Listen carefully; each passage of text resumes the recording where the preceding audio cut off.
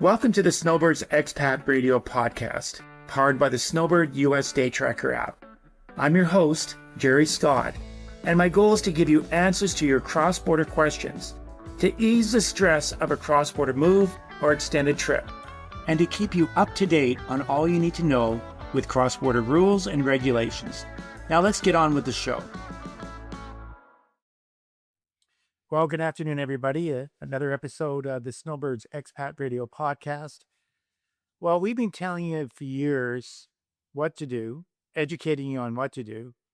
And today we're going to tell you another one of those what to do's is where to live if you decide you want to move from the United States back up to Canada, if you're a returning Canadian, or if you're an American for the first time moving up to Canada. We're going to actually isolate the area and tell you the greatest place in Canada.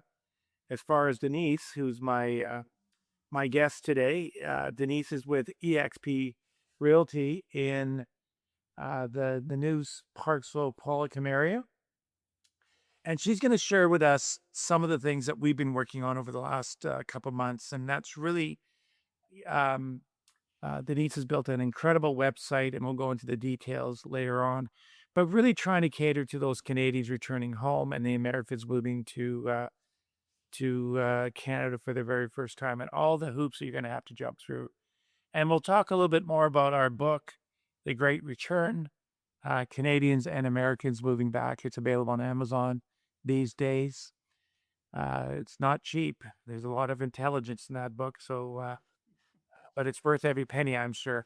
But Denise, before we get started, welcome to the podcast, and tell us a little bit more about yourself and who you serve in your business. Right. Well, thanks so much for inviting me, Gerry. I'm really pleased to be here. As Gerry mentioned, I'm a realtor. I work with EXP. Particularly, I focus on the Nanoose Bay, Parksville, Qualicum Beach, and surrounding areas, but I am familiar with the island in general. And much of my business involves helping people make lifestyle-driven moves, no different than what Gerry's helping people with, moving from the U.S. back up to Canada. It's a lifestyle-driven move. And whether or not they're locating to the island to retire or to downsize, or maybe they're looking for a property that better reflects how they want to spend the next chapter of their life, I work with everyone to help them find low-maintenance homes, retirement communities, luxury waterfront properties. So, a little bit about me. I moved from Alberta to BC about 17 years ago. Haven't looked back. I can't imagine why I spent so much time in Alberta, but that's nothing bad about Alberta. It just wasn't the climate for me. So I do understand what it's like to choose a new community and how much of a move that is and how important choosing the right place is. You have a lot of choices when you're coming to move, and it can be overwhelming. The cross-border side of my business is a newer focus that grew out of a conversation with Gerry. And I was actually shocked to find out the complexity that's involved with the move back from the U.S. We all think of it as just a move. You're moving from the U.S. to Canada. You used to live here, no big deal. But it really deserves a lot more attention than it is given.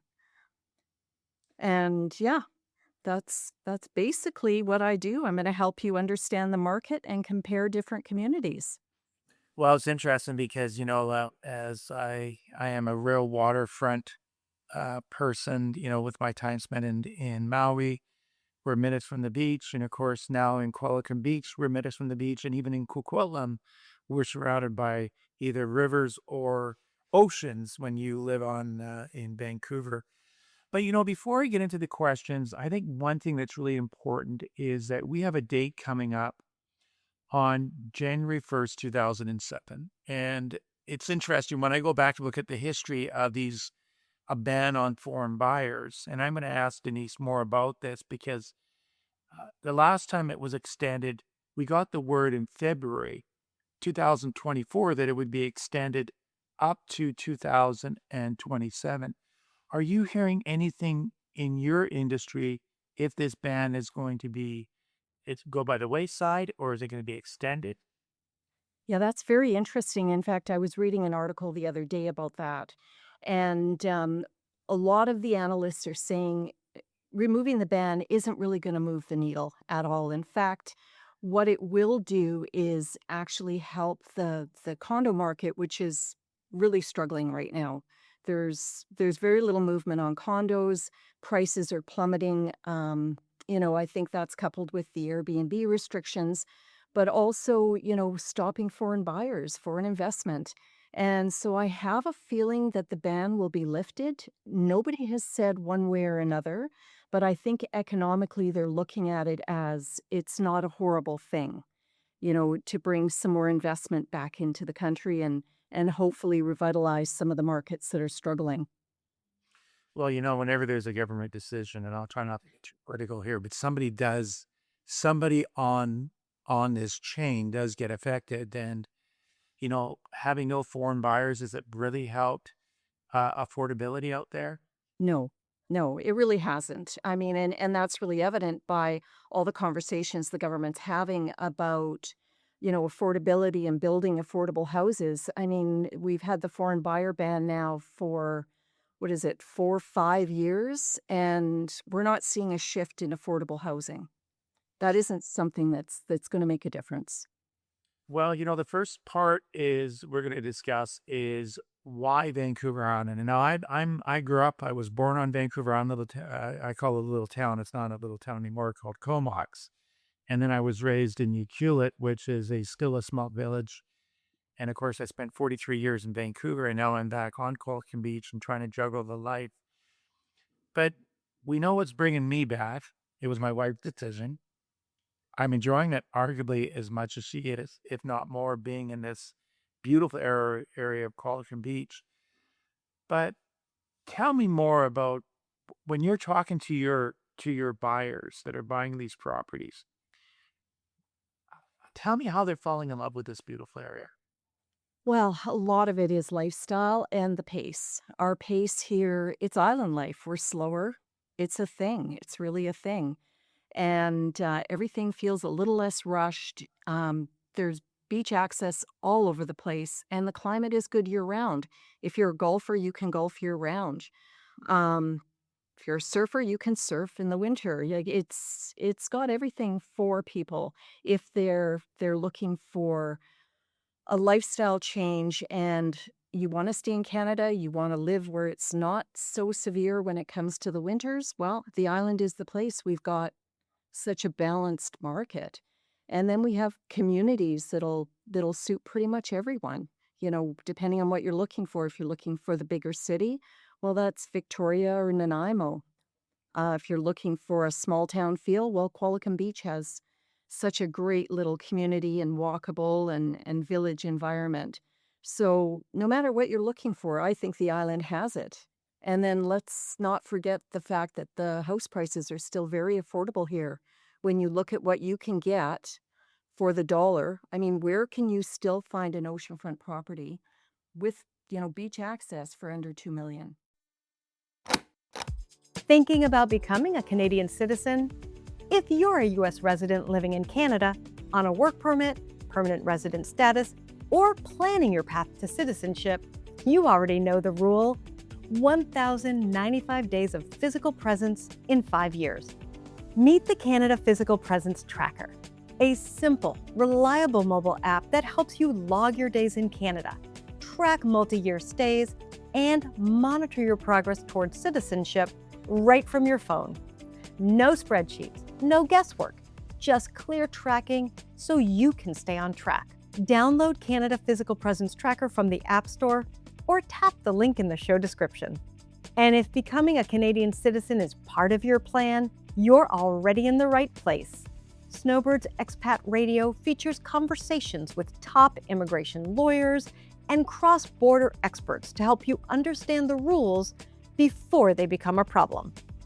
Build your path to citizenship with confidence. Yeah, that's pretty amazing. And Yeah. I was reminded of when my younger brother came down to Victoria, and we walked out by off of Lee Avenue there, and right on the water, and the tide was coming in, but we were still able to walk. But the sand goes out, the tide goes out forever, and it just becomes one big sandy beach. So I'll tell you something. I'm enjoying it. We're trying to encourage more and more people. This is going to take care of itself. I mean, people are going to fall in love with Qualicum Beach, Nanoose Bay, Parksville, and we look forward to seeing all these people. There's a lot of immigrants coming from Vancouver, and I say immigrants. I'm being told I am a Lower Mainland immigrant my way back. But I'll tell you something, it doesn't come cheap. And we know that there's some of these properties, like you say, you can find. But let's jump right into this. Yes, the foreign buyers, let's hope this goes away on January the 1st and we'll allow more foreign buyers to come back to Canada. But we do have an issue around this speculation vacancy tax. And maybe you can tell us what areas are exempt and what areas have now been pulled off that list. And just spend a few minutes on that. Yeah, so I'm reluctant to really, qualify it with what areas are exempt because the government seems to be moving the needle on that quite frequently.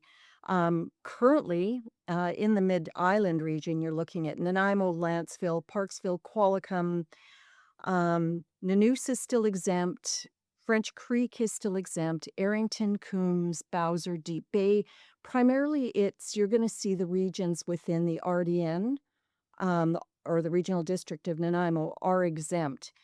However, that being said, even though you might be in French Creek, you still have to check to make sure that you are actually exempt because the borders are not really well defined. So you may think you're in French Creek, but you're honestly in the town of Parksville. So assuming that because you are in a certain area you're exempt isn't something to rely on. You have to dig a little bit deeper. And yeah, it's a significant amount of tax and they're talking about increasing it. So it's not something to take lightly. So for the average person who's moving from United States up to Canada here and they buy in Nanoose Bay, at this point it is exempt. But what would like what's the difference between a $2 million place in the Nanoose Bay and a $2 million place in Qualicum if you get caught up in this? And we'll call it the SBT tax, speculation vacancy tax. Yeah. What's the difference for a person coming in here having to pay that tax? Yeah, so it's significant. So it could mean an annual tax of more than $45,000. Yeah. Yeah. And that's if you're a foreign owner, like if you're an American coming to Canada on a visa. If you're a Canadian citizen or a permanent resident, you could be looking at an additional 15 and up. Yeah, it's significant. And right now the rate is 3% for foreign owners and then Canadians it's 1%, but they are talking about increasing that. And wouldn't that alone, I mean, this is the part that I really struggle with because a $2 million home or a $3 million home in the News Bay as a vacancy, having to pay the vacancy and speculation tax, it's not really affordable for anybody, but except for someone with wealth. So Yeah. how does that really solve any issues? It doesn't really solve any issues. It's what the reason behind it is they had the problem in Vancouver with all the empty houses. And so the government stepped in and said, I know what we can do. We can put in this speculation tax and that's going to stop that. But essentially what it's done is it's affected people on a different level. It's affected people who are trying to make plans to move to a country and perhaps purchase before they move so they're not homeless. But, perhaps, and you know this better than I do, how it triggers residency, I'm not sure. But now all of a sudden, if residency is triggered and you're having to file taxes as a person not living in that house, well, now you're getting taxed. Um, yeah, I understand why they're trying to do it. They're trying to stop the vacant homes, but I don't feel that what they're doing is really effective. All it is a tax, honestly. You know, when Denise and I met about 6 months ago, we were discussing, I always said the importance when a Canadian is coming home or if an American is moving up to Canada and they got their permanent resident status and, whatever reason for them to be in Canada, I always said it's important for you to have an immigration lawyer, a good cross-border tax person, because that Canadian that's moving home might be a dual citizen and is gonna have to file Canadian and U.S. tax returns for the rest of their life unless they renounce. So I always believed that the financial advisor played a big role that was cross-border licensed and could understand all these complexities that you're going to have to manage. But then I really started thinking about how the realtor, because realtors are very nice, kind people, and they're trying to, provide you with that dream home. But I couldn't believe how many mistakes that this realtor unintentionally is putting people in a situation. So Denise and I really thought it was important for um, herself to really understand everything that was going on. And there's very few realtors out there that really get this. And we talked to a few of them, and they said, "Yeah, that's not my problem. That's not my problem." And of course, we've heard that from everybody, from advisors to you name it. It's not my problem. It's not my expertise. But you really do need to set up these teams so that the importance of having a realtor, a cross-border accountant, the immigration lawyer, and of course a cross-border advisor, it's more important than ever. We can sell you on this incredible dream of Qualicum, Nanoose Bay, Parksville, Nanaimo. Even Port Alberni is exempt. Yeah. Boy, that's not happening in Port Alberni. Sell those homes. No, it sure isn't, is it? And There's case in point. yeah, Affordable homes, great location, and yeah. beautiful hospital, Yeah. inlet that goes into Barkley Sound. Some of the best fishing, hiking. Yeah. Exactly. Yeah. It's incredible. So we hope that by educating the Americans moving to Canada and the Canadians, educating them on that coming home for whatever reason it may be. Maybe it is healthcare. Maybe it is affordability. Whatever the case is, they are coming home. Maybe it's politically driven with all the distractions of what's going on with the current administration. So that's the vacancy tax is be careful. And of course, Denise will be able to work with you on that to make sure you understand. We'll work with you when you do become that Canadian resident and what taxes you're subject to. So really, that's the next part of what we're trying to do here is we're trying to make that move to Canada a lot easier. Yeah. So I know that you've you've read a great book, I was told, The Great Canadian Skirt. Did? And you really did take it to heart to say, I need to build and update my website. So tell us a little bit more about your website and that process that clients to log into and take a peek at. Yeah. So I couldn't believe the gap in the real estate market. As you mentioned, Jerry, it's something that realtors aren't addressing, and it's such a big financial move. It needs to be addressed. It's like the elephant in the room, and everybody's avoiding it. So I thought the best place to start was to start putting information out there for people on my website. So when they land there, and if they know someone who's thinking about moving or they themselves are thinking about moving, it at least gets their brain thinking about all the complexities that are ahead of them and points them in hopefully the right directions to make good decisions. Uh, I've created links to Jerry's book, which I highly recommend that you read. It is a eye-opening read and full of great information. Some of the clients that I've sent it to can't say enough good things about it and how they feel it's going to help their move be more successful in the end. If you enjoy this podcast, my new book is your next step. It's written for Canadian snowbirds who want to better understand the cross-border rules that can impact their time in the U.S., from taxes and healthcare to travel and long-term planning. Visit www.snowbirdsheadingsouth.com to learn more about the book. And I can't stop thinking about, how people meet realtors and how people meet advisors. And, we know that realtors are great relationship people and advisors are great real estate, relationship people. But what really happens is that they start going down this road and it's almost like the blind leading the blind. Mhm. And we can't tell people enough that, and that's the importance. This is the first time I think we've had, a person, like an end user to say, now we've picked the area where we want you to move to. I know that Toronto and all these places across Canada, that they're all beautiful. It appears that we might be under great leadership with our current prime minister.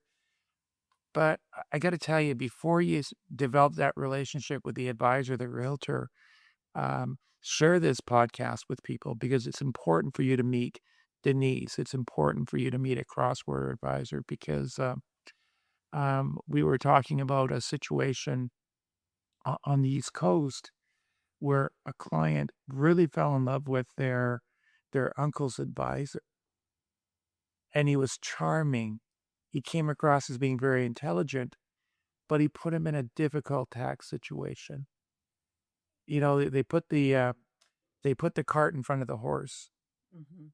And then, of course, we get called in and we're trying to clean up. And cleaning up mistakes is a lot more expensive than getting that advisor and the realtor on side initially. So that was the purpose when you and I met months ago and had a coffee and we were just shaking our head that no one can say no. Advisors aren't going to say no. They learn as they go. Yeah. And realtors are going to say, you know what, we'll learn as we go too. So Yeah. How hard can it be, right? yeah, how hard Yeah. can it be? And like I say, Mhm. blind leading the blind. I Oh, don't no, know. honestly, Jerry, people, when they think about moving, what's the first thing you do when you think about moving somewhere? You open up a realtor website, whether it's realtor.ca or some random realtor's website, and you start looking at houses and you start falling in love with the idea of moving there. And you've given no thought to anything else. All it is I'm moving, I'm looking for a house. This is the end game. This is what I'm looking for. I remember when I got into boating, I bought the boat and then I thought, well, maybe I should take Power Squatter. Yep. And I'll tell you, after taking Power Squatter, and I grew up in the West Coast. I mean, I worked down in the marina. I was pumping up fishing boats and I was always out there. We couldn't afford to own our own boat, but I thought I knew everything about boating. And I'll tell you, I was shocked and I was almost scared, intimidated when I started taking this Power Squadron course.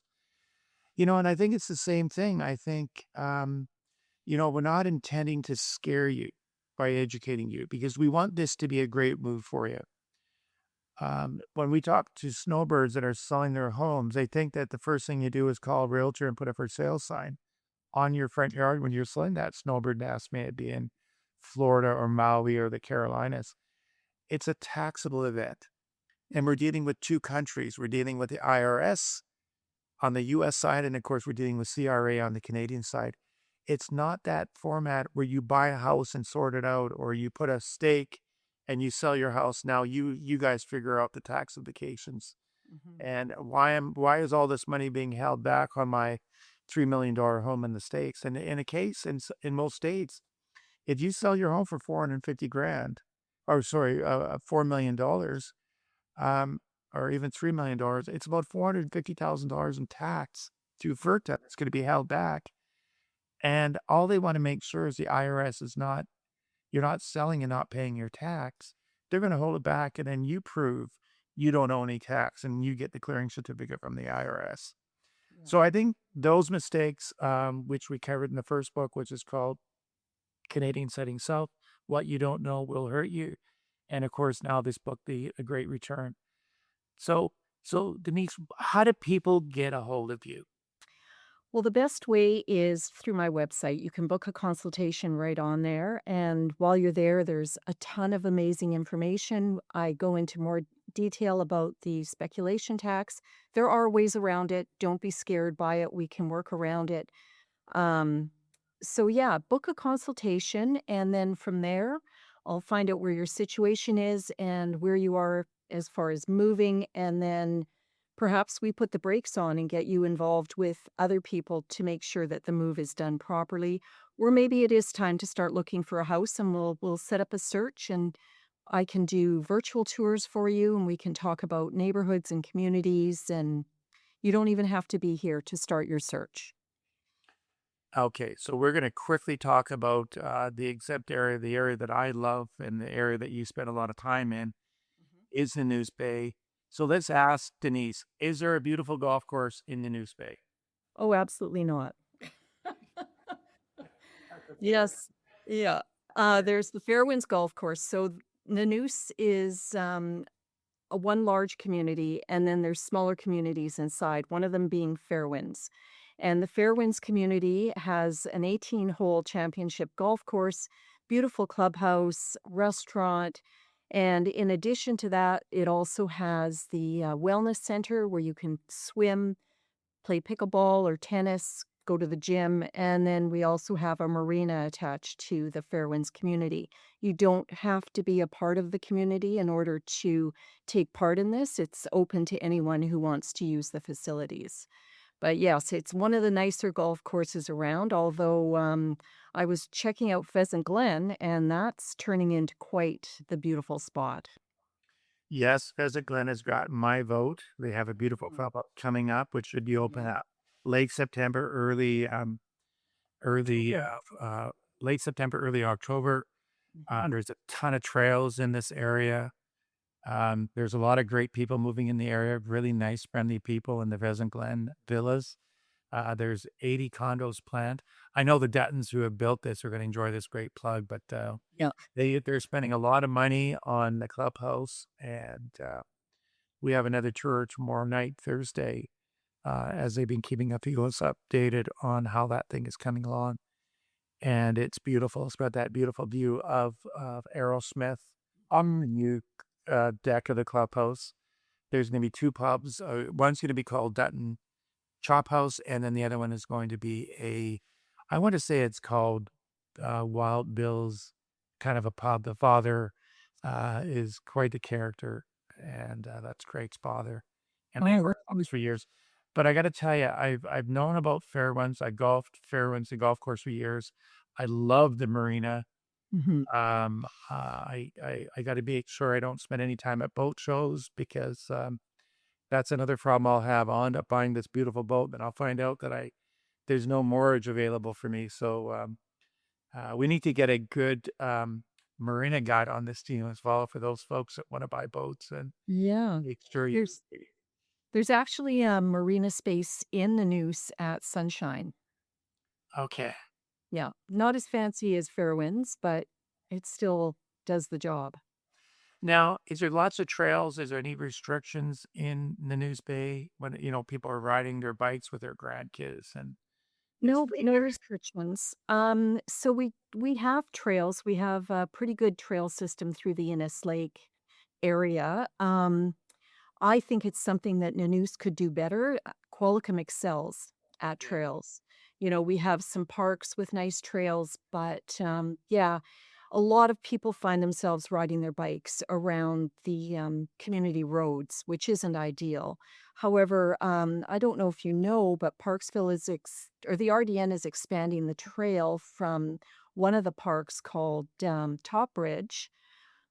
They're extending the trail along the railroad track to connect up with the Coombs area, and that's gonna be a multi-use trail for bikes and walking, and I wish that they would do that with the rail system that isn't being used and make that into a walking, biking. There is talk of it, but, we're a ways away from it. okay, before we close off our podcast, we've checked off everything. We've got biking, we've got hiking, we've got boating, we've got golf, we've got pickleball, we've got great weather, um, beautiful, beautiful views when you're looking over into Texada Island and all these places, the News Bay, all these areas. So Mhm. those are the things that my wife and I wanted to check off when we built our house at Pheasant Glen. We wanted a playground, rather than retirement, what retirement used to be.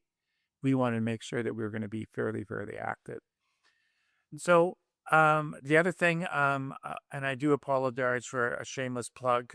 We use this podcast to all the guests that have been so generous with their time. We've taken all that content and put it into Snowbirds Heading South, as we've mentioned during the podcast, and of course, a Great Canadian Return. And now we've got a great realtor to assist us in all these beautiful homes in that area that was discussed. Nanoose Bay, Parksville, Qualicum, even Portabernie. We'll put a plug in it for Portabernie, which I think is well needed. So, Yeah. Denise, thank you very much for your time. Thank you, Gerry. Yeah. We appreciate your insight, and we look forward to working together for many years. Our objective is to allow great people to move to these great communities that we live in. So thank you again. Thank you, Gerry. It's been a pleasure. Thank you again for listening to the Snowbird Expat Radio Podcast. The best way you can support the podcast is to forward the episode to a friend, and please don't hesitate to like, subscribe, or leave a comment. Now, before you go, let me leave you with one of my favorite quotes. Be kind to all, the world is small.